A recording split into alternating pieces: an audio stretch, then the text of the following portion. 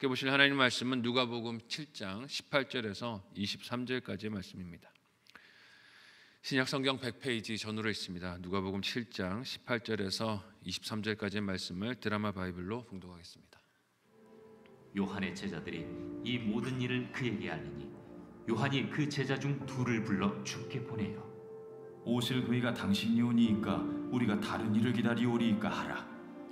그들이 예수께 나아가 이르되 세례 요한이 우리를 보내어 당신께 여쭈어보라고 하기를 오실 그이가 당신이 오니까 우리가 다른 일을 기다리오리이까.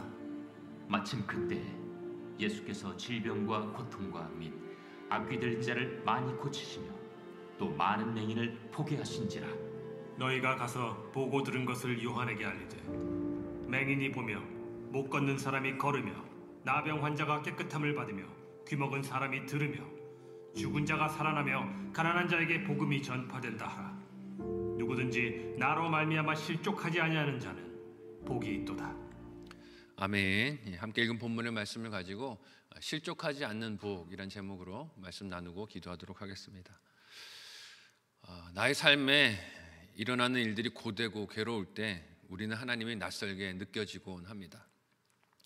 가족 중에 질병으로 인해서 어려움을 겪는 식구가 있을 때, 혹은 경제적인 어려움으로 인해서 끝을 알 수 없는 곤고함이 삶에 닥쳐올 때, 하나님을 향한 열정과 사랑으로 여러 일을 하고 섬겼지만 풀리지 않는 관계의 갈등과 문제들이 찾아올 때 이런 마음이 턱 하고 찾아옵니다.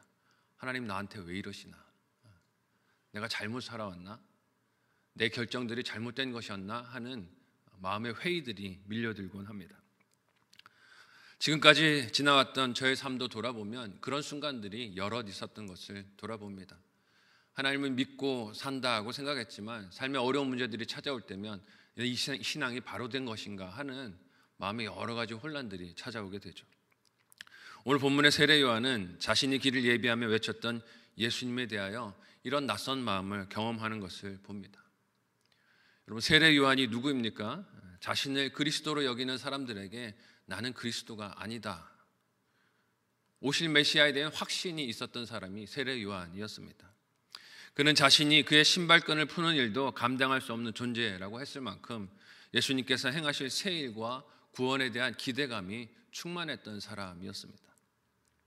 그렇지만 로마 백부장과 같은 이방인의 부탁을 들으시고 부정하게 여겨지는 나병 환자를 고치시고 더러운 귀신 들린 자들을 자유하게 하시는 일을 예수님이 행하셨을 때 이 소식이 들려와도 세례 요한에게는 혼란이 있었습니다. 세상이 바뀌지 않는 것에 대한 혼란함이었을 것입니다.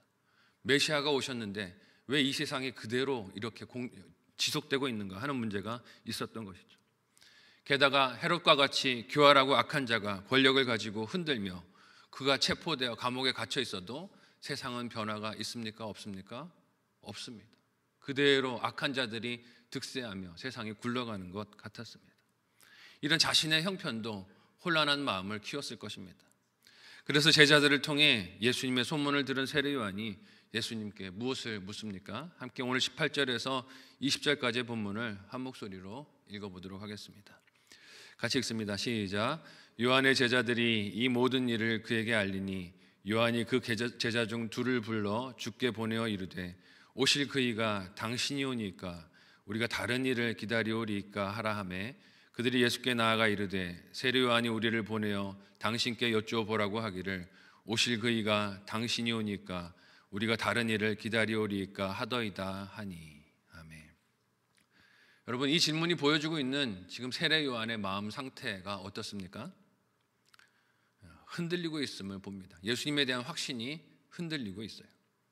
그가 주의 길을 예비할 청지기로 광야의 소리로 부름을 받아서 그 사명을 감당했지만 지금 옥에 갇히고 귀에 들리는 예수님의 소식이 자기의 생각과 기대에 다를 때 어떻게 됩니까? 마음이 흔들리고 있는 것을 봅니다. 어느 부분이 요한의 기대와 다르게 느껴졌을까요? 요한은 자신이 증거하는 메시아께서 오셔서 하실 일의 핵심이 심판이라고 생각했습니다. 세상을 심판하시고 모든 삐뚤어진 것들을 바로잡으실 메시아라고 기대를 했었어요. 이는 그가 3장에서 자신에게 세례를 받으러 나왔던 종교 지도자들을 책망하며 꾸짖었던 말에서도 잘 드러납니다. 함께 누가복음 3장 7절에서 9절까지의 본문을 한 목소리로 읽어보도록 하겠습니다. 같이 읽습니다. 시작. 요한이 세례받으러 나오는 무리에게 이르되 독사의 자식들아 누가 너희에게 일러 장차올 진노를 피하라 하더냐. 그러므로 회개에 합당한 열매를 맺고 속으로 아브라함이 우리 조상이라 말하지 말라. 내가 너희에게 이르노니 하나님이 능히 이 돌들로도 아브라함의 자손이 되게 하시리라. 이미 도끼가 나무 뿌리에 놓였으니 좋은 열매 맺지 아니하는 나무마다 찍혀 불에 던져지리라. 아멘. 세례 요한이 요단강가에서 세례를 베풀며 외쳤듯 메시아께서 하실 일은 당장 이 땅에 오셔서 심판을 시행하실 일이라고 기대를 하고 있었어요. 심판과 정죄가 올 것이다 라고 여기고 있었습니다. 그래서 그가 옥에 갇혀있는 상황에서도 그런 심판이 악한 자들, 특별히 자신을 가둔 헤롯과 같은 이들에게 선포되고 하나님의 그 징계가 임하기를 기대하고 있었던 것이에요. 하지만 그런 소식이 들립니까? 들리지 않습니까? 들리지를 않습니다. 하루가 지나도 이틀이 지나도 그 일은 실행되지 않고 있었어요. 오직 무슨 소식만 들려옵니까? 연약한 자들을 돌보시고 병든 자들이 고침받고 안 못 보는 자들이 눈을 뜨고 그리고 나병 환자가 낫고 하는 이야기들이 들려옵니다. 그런데 세례 요한의 마음에는 뭐가 빠진 거예요? 지금 핵심이 빠져 있는 거예요. 심판이 왜 없는가 하는 것이죠. 이 상황에서 요한은 자신의 제자들 중에 둘을 불러 예수님께 보내며 묻습니다. 메시아가 맞는지 대답해 주십시오.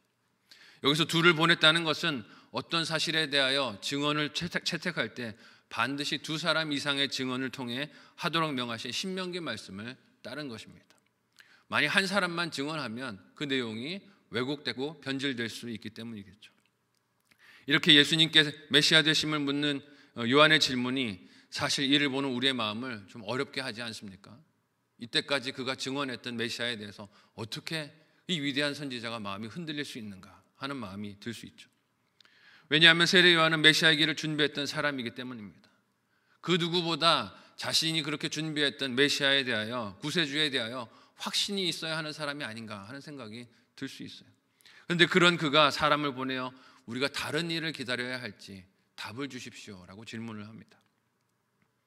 이것은 한 영혼에게 믿음이 생기고 확고해지는 과정이 어떠한지를 보게 합니다. 이는 또한 누가가 그 누가복음에서 서두에서 수신자인 데오빌로에게 그 목적을 서술한 것을 기억하게 해요. 믿는 것에 아는 바를 더 확실하게 하는 과정이 필요하다는 것입니다. 믿음은 덮어놓고 무조건 믿습니다, 믿습니다를 외치는 것이 아니라 질문이 생기고 어려움이 생기고 환난이 생길 때 그것을 잘 견디고 소화하고 말씀을 깨닫는 과정들도 필요하다는 것이에요. 그래서 예수님은 이런 질문을 가지고 온 세례 요한의 제자들에게 오늘 본문에서 어떤 대답을 주십니까? 함께 본문의 21절과 22절을 한 목소리로 읽어보도록 하겠습니다. 같이 읽습니다. 시작. 마침 그때 예수께서 질병과 고통과 및 악귀 들린 자를 많이 고치시며 또 많은 맹인들 보게 하신지라. 예수께서 대답하여 이르시되 너희가 가서 보고 들은 것을 요한에게 알리되 맹인이 보며 못 걷는 사람이 걸으며 나병 환자가 깨끗함을 받으며 귀 먹은 사람이 들으며 죽은 자가 살아나며 가난한 자에게 복음이 전파된다 하라. 아멘. 예수님은 요한에 의해 찾아온 그 제자들에게 물은 질문에 직접적인 대답은 주지 않으십니다. 내가 그다라고 말씀하시면 시원할 것 같은데 그렇게 대답해 주지 않으세요. 이유가 무엇입니까? 아직은 이 대답을 드러내놓고 하실 때가 되지 못했기 때문이에요. 그 답을 들어도 자기 기대와 생각대로 메시아를 바라보고 있다면 잘못된 해석으로 이어질 수 있기 때문입니다. 내가 그다라고 얘기해도 여전히 그러면 심판이 지금 당장 있겠구나 기대하는 마음으로 듣는다면 잘못 듣지 않겠습니까? 그래서 예수님은 직접적인 대답을 세례 요한의 제자들에게 주시기보다 그들이 들은 답이 구약 성경에 예언하신 말씀의 성취라는 것을 깨닫게 하십니다. 그 대답이 질병을 고치고 귀신을 쫓으며 앞을 볼 수 없는 자들이 눈이 열려 보게 되는 역사가 일어나고 있다라고 이야기해 주시는 거예요. 이 말씀은 선지자 이사야가 오실 메시아께서 하실 일에 대하여 하고 있는 예언들 가운데 하나입니다. 이사야 35장 4절에서 6절까지의 말씀을 한 목소리로 읽어보도록 하겠습니다. 같이 읽습니다. 시작. 겁내는 자들에게 이르기를 굳세어라. 두려워하지 말라. 보라 너희 하나님이 오사 보복하시며 갚아주실 것이라. 하나님이 오사 너희를 구하시리라 하라. 그때 맹인의 눈이 밝을 것이며 못 듣는 사람의 귀가 열릴 것이며 그때 저는 자는 사슴같이 뛸 것이며 말 못하는 자의 혀는 노래하리니 이는 광야에서 물이 솟겠고 사막에서 시내가 흐를 것임이니라. 아멘. 인용한 이사야 말씀 속에서 메시아께서 행하실 일이 무엇입니까? 딱 예수님이 전하신 그 말씀이에요. 못 걷는 자가 걷고 보지 못하던 자가 보고 듣지 못하던 자가 듣게 되는 역사가 일어난다는 것입니다. 많은 병자들과 억누르는 것들에 사로잡힌 인생들을 치료하여 회복을 주시는 은혜가 지금 선포되고 있음을 세례 요한으로 듣게 하시는 것이죠. 비록 세례 요한은 정치적 부조리와 죄악들 그리고 심판받아야 할 권력자들과 종교 지도자들의 형편을 보면서 마음이 흔들리는 중에 있었지만 예수님께서는 뭐라고 말씀하시는 것입니까? 하나님은 지금 일하고 계신다. 하나님 지금 쉬고 계신 것이 아니라 하나님의 때에 하나님의 방법으로 그 일을 행하고 계신다. 그러니 조급해하지 말아라 하시는 것 아니겠습니까? 하나님의 역사가 말씀대로 성취되고 있음을 말씀하시며 그에게 믿음을 가질 것을 권면하시는 것입니다. 네 때를 생각하지 말고 네 방법을 생각하지 말고 하나님의 때와 방법을 믿고 기다리고 하나님의 일하심을 보라는 것입니다. 이 세상은 구원자라는 말을 들으면 세상과 똑같은 종류의 힘을 가지고서 기득권자들을 꾸짖어 내쫓고 새로운 세상을 일으켜 세우는 리더를 꿈꿉니다. 하지만 예수님은 그와는 전혀 다른 왕이시며 구원자시라는 것을 알고 믿어야 하는 것이에요. 비록 세례 요한이 이처럼 새로운 시대와 나라의 구원자 되시는 메시아를 준비하는 사명자로 부르심을 받았지만 그도 연약한 인생이기에 어떻게 됩니까? 환경 문제 앞에서 흔들립니다. 갇혀있는 오간에서 흔들리는 마음이 있어요. 하지만 예수님은 그런 세례 요한으로 진정한 메시아께서 행하시는 역사를 듣게 하십니다. 지금 하나님께서 그 구원자를 통하여 이런 일을 행하고 계시다 하는 것을 듣게 해주셨어요. 그리하여 그가 길을 예비한 메시아께서 세상이나 요한이 기대했던 왕과 다른 왕이시며 인생이 짓눌려 있는 모든 것들로부터 연약함으로부터 자유를 주실 분이라는 것을 마음을 열고 받아들이라고 초청하시는 것입니다. 이와 더불어 오늘 본문에서 주님이 하시는 말씀이 무엇입니까? 함께 오늘 본문 마지막 23절을 한 목소리로 읽어보도록 하겠습니다. 같이 읽습니다. 시작. 누구든지 나로 말미암아 실족하지 아니하는 자는 복이 있도다 하시니라. 아멘. 세례 요한이 메시아에 대해서 질문했던 것은 그가 기대했던 심판의 소식이 당장 들리지 않았기 때문입니다. 하지만 예수님께서 지금 하고 계시는 사역은 무엇입니까? 치유의 사역을 감당하고 계세요. 이는 여러분 심판이 없다는 소식이 아닙니다. 심판은 반드시 있습니다. 찾아오죠. 하지만 사람이 기대하는 그때가 아니라 하나님이 원하시는 그때, 하나님의 때가 이르렀다 하는 그때 그 심판을 이루실 것입니다. 지금은 복음이 선포되고 돌이키는 자를 부르는 때이지만 후에는 심판이 있을 것이에요. 이를 믿음으로 수용하며 현재 모습이 주는 의심과 회의의 유혹을 떨치는 것이 믿는 자들의 사명이 되어야 하는 것입니다. 내가 원하는 때, 내가 원하는 방법과 모양의 심판이 아니라 하나님이 이루실 심판을 그 때를 믿음으로 기다리며 우리는 이 시대를, 고난의 때를 잘 믿음으로 이겨내야 하는 것이에요. 그래서 기대했던 메시아와 다른 모습에 실족하도록 흔들어도 굳게 믿음을 지키는 인생이 복이 있는 줄로 믿습니다. 내가 기대하는 것과 다른 방법으로 하나님이 일하셔도 이 믿음을 지키고 오늘을 걸어가는 사람들이 복이 있는 사람들이에요.